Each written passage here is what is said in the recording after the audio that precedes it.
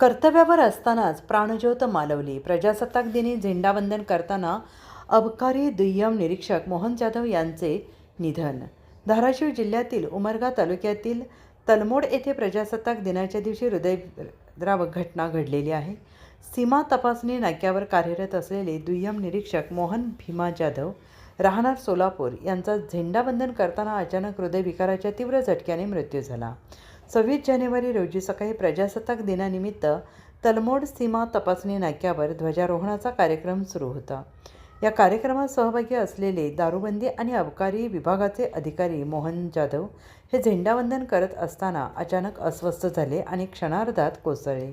उपस्थित अधिकारी आणि कर्मचाऱ्यांनी तात्काळ त्यांना मदतीचा प्रयत्न केला, मात्र डॉक्टरांनी त्यांना मृत घोषित केले. कर्तव्य बजावत असतानाच अधिकाऱ्याचा असा दुर्दैवी मृत्यू झाल्याने परिसरात शोककळा पसरली आहे. प्रजासत्ताक दिनासारख्या पवित्र दिवशी घडलेल्या या घटनेमुळे सर्वत्र हळहळ व्यक्त केली जाते आहे. या घटनेचा क्षण कॅमेऱ्यात कैद झालेला असून संबंधित व्हिडिओ सोशल मीडियावर व्हायरल झालेला आहे.